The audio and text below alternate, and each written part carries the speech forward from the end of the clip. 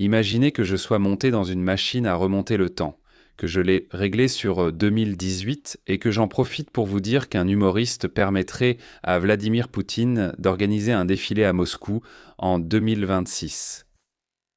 Au départ, vous penseriez sûrement que c'était une blague. Après tout, j'ai dit qu'un humoriste donnait l'autorisation. Ensuite, en 2020, vous seriez probablement très en colère que je n'ai pas utilisé ma machine à voyager dans le temps pour arrêter une pandémie de dingue. Puis, en 2022, vous seriez encore plus en colère que je n'ai pas utilisé ma machine à voyager dans le temps pour arrêter l'invasion elle-même. Mais finalement, en 2026, vous comprendriez ce que je voulais dire. La Russie a tenu aujourd'hui son défilé annuel du jour de la victoire. Et comme Zelensky a été assez généreux pour l'autoriser, j'ai pensé que nous pourrions passer quelques minutes à admirer les magnifiques images de l'événement. Donc, entrecoupées de séquences amusantes du défilé, qui pour une raison quelconque semblent toujours être filmées en 720p. Examinons comment nous en sommes arrivés à ce cessez-le-feu improvisé, pourquoi il était crédible, et comment l'Ukraine a déjà exploité la faille de sécurité du défilé malgré l'accord de cessez-le-feu conclu à la dernière minute. Nous devrions d'abord revoir ce qui s'est passé. Depuis environ un mois, la Russie s'inquiète de la sécurité de sa campagne de propagande, qui est aussi la célébration annuelle de la défaite de l'Allemagne nazie par l'Union soviétique lors de la Grande Guerre patriotique. C'est ce qui arrive quand vos défenses aériennes n'arrêtent plus les drones ukrainiens depuis des mois. Nous en reparlerons dans un instant. Face à ce dilemme, la Russie a déclaré un cessez-le-feu unilatéral pour le 9 mai. L'Ukraine a fait remarquer qu'on ne peut pas simplement déclarer un cessez-le-feu quand cela vous arrange, surtout quand vous ne dictez plus le rythme de la guerre à Moscou. Oui, c'est une phrase étrange que je viens de prononcer, mais je le pense vraiment.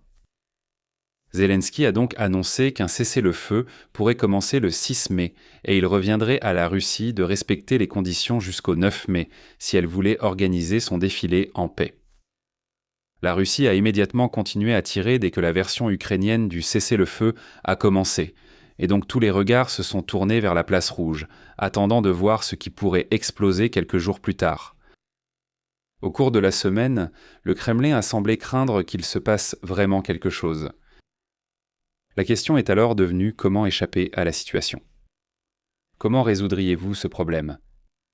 Ce dont vous avez besoin, c'est de quelqu'un qui peut servir de médiateur dans la situation et qui dispose des moyens nécessaires pour démontrer un engagement envers la paix. Nous avons donc obtenu un cessez-le-feu négocié par Trump, avec des conditions variant selon l'interlocuteur. Sur Truth Social, Trump a déclaré qu'il durerait 3 jours jusqu'au 11 mai et qu'il couvrirait toute action militaire. Zelensky a, quant à lui, annoncé un cessez-le-feu limité uniquement au défilé. Et pour dissiper tout doute, il a même inclus les coordonnées GPS de la place rouge afin que personne ne frappe cette zone.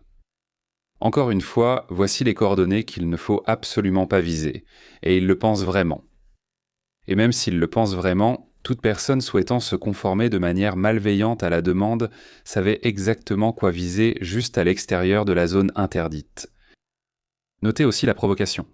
Zelensky autorise la Russie à organiser son défilé, ce dont je le remercie, craignant de manquer les images d'illustration qu'il me faut pour le reste de l'année. Eh bien, il s'avère que le défilé a bien eu lieu sans incident, et le cessez-le-feu semblait tenir en dehors de la place rouge pendant la nuit et jusqu'au matin précédant le défilé. Quoi qu'il en soit, en lisant entre les lignes ici, je doute que l'Ukraine croit que la Russie respectera le cessez-le-feu au-delà de son intérêt myope à organiser un défilé. C'est pourquoi l'Ukraine ne s'est engagée que pour l'heure et le lieu du défilé. Trump, quant à lui, veut exagérer sa contribution à la paix mondiale, d'où selon lui un cessez-le-feu censé durer 3 jours. Nous verrons comment ça se passe. Le bénéfice concret que l'Ukraine reçoit pour quelques heures de calme est l'échange de 1000 prisonniers de guerre.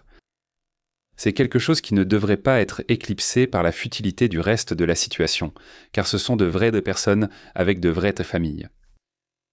Pendant ce temps, toute l'affaire reste crédible, au moins le temps du défilé, car les États-Unis peuvent conditionner leur soutien restant à l'Ukraine en fonction du respect par Kiev de ses engagements. À notre connaissance, les États-Unis fournissent toujours des renseignements sur la localisation des systèmes de défense aérienne russes. Nous en reparlerons dans un instant. De plus, l'Ukraine reçoit également des armes américaines par le biais d'achats auprès de partenaires de l'OTAN. Maintenant, la guerre avec l'Iran a probablement affecté la valeur de chacune de ces contributions. Nous savons que la Maison-Blanche a publiquement averti que les achats européens risquent d'être retardés car les États-Unis donnent la priorité au réapprovisionnement de leurs propres entrepôts après avoir épuisé tant de ressources pendant la guerre. Une guerre d'ailleurs qui n'aurait soi-disant toujours pas repris malgré plusieurs jours d'échanges de tirs entre les États-Unis et l'Iran. Il est également probable que les analystes du renseignement russe aient été redirigés vers le dossier iranien, laissant ainsi moins d'informations directes à l'Ukraine concernant les mouvements russes. Dans tous les cas, l'Ukraine voudrait protéger la sécurité à long terme de ses soutiens vitaux, donc violer aussi ouvertement les termes du cessez-le-feu du jour de la victoire n'aurait pas été conseillé. À l'autre extrémité du spectre, la logique de l'engagement crédible du côté russe est plus simple. En disant cela, je me rends compte à quel point il est rare pour moi d'affirmer que l'engagement de la Russie est crédible, mais nous en sommes là. Si Moscou avait violé les termes de l'accord, alors l'Ukraine n'aurait ressenti aucune obligation de continuer à permettre que le défilé se déroule en toute sécurité. Je suppose que c'est un signe positif quant à la trajectoire d'une véritable résolution du conflit par rapport à l'alternative, mais je ne vais pas commencer à faire des plans de retraite pour autant. Cependant, il manquait quelque chose à la conversation. Quand je dis qu'il manquait quelque chose, c'est parce que la nouvelle du cessez-le-feu n'a même pas été diffusée dans les principaux journaux télévisés du soir aux États-Unis. Cela montre à quel point la lassitude face au cessez-le-feu est forte en Occident actuellement. Quoi qu'il en soit, la conversation oubliait que les dégâts étaient déjà faits. L'accord de cessez-le-feu n'a été conclu qu'à la dernière minute, bien après le moment où la Russie avait déjà dû prévoir un défilé sans cessez-le-feu.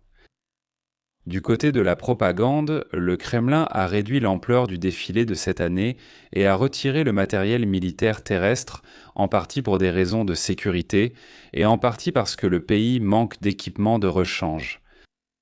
En l'absence de matériel réel, ils ont diffusé à la place des images de matériel utilisé, vraisemblablement près des lignes de front. Et maintenant que je vous montre le b-roll qu'ils ont diffusé pendant le défilé, je suis obligé de me poser la question philosophique de savoir si le fait que je l'utilise en fait techniquement du C-roll. De façon moins philosophique, je suppose qu'ils n'ont même pas voulu faire apparaître le char T-34 de l'époque de la Seconde Guerre mondiale comme chaque année, de peur que cela n'attire trop l'attention sur l'absence de matériel moderne. Même le discours de Poutine ne contenait même pas le cri de ralliement attendu concernant l'opération militaire spéciale. Il y a eu une brève allusion au fait que les soldats russes affrontent une force agressive armée et soutenue par l'ensemble du bloc de l'OTAN. Une affirmation intéressante, étant donné que le Premier ministre de Slovaquie était présent. Mais malgré le soutien de l'ensemble du bloc de l'OTAN, peut-être avec ou sans la Slovaquie, nos héros avancent.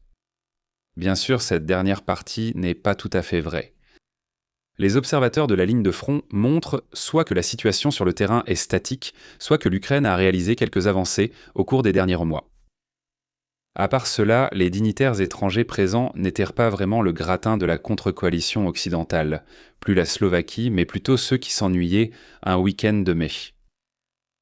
La Russie a commencé à déplacer ses systèmes de défense aérienne vers Moscou il y a quelques jours sur le plan pratique. En conséquence, l'Ukraine avait déjà profité de la période de liberté d'action ailleurs. Les 7 et 8 mai semblaient être les principales dates visées, marquées peut-être par la deuxième plus grande attaque de drones que l'Ukraine ait menée depuis le début de la guerre. Apparemment, tout dans la moitié ouest de la Russie était une cible, y compris Moscou elle-même, des raffineries de pétrole et Yaroslavl. Un centre de contrôle du trafic aérien et un centre de recherche à Rostov, quelque chose à Perm, et peut-être un bâtiment du FSB en Tchétchénie. Cela s'ajoute à une série d'autres attaques plus tôt dans la semaine, y compris des flamands roses migrateurs qui ont visé une usine produisant du matériel de navigation dans la République de Tchouvachik. Le rythme des frappes de l'Ukraine devrait diminuer dans les prochains jours. Premièrement parce que l'Ukraine a probablement utilisé ses stocks en avance pour profiter de la situation, et deuxièmement parce que les défenses aériennes russes vont retrouver une posture stratégique plus solide. Cependant, les défenses aériennes russes restent globalement une cible clé pour l'Ukraine.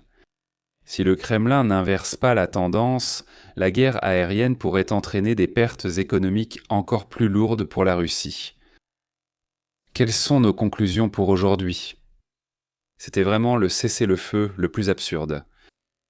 La position des États-Unis a rendu crédibles les conditions minimales du cessez-le-feu. Et au moment où le cessez-le-feu a commencé, l'Ukraine avait déjà récolté la plupart des avantages qu'il y avait à obtenir. En attendant, vous pourrez en tirer encore plus de bénéfices en lisant l'un de ces 2 livres sur les origines de la guerre. Voir la description de la vidéo pour plus d'informations. Et si vous avez apprécié la vidéo d'aujourd'hui, alors merci de liker, de partager et de vous abonner, et on se retrouve la prochaine fois. Prenez soin de vous.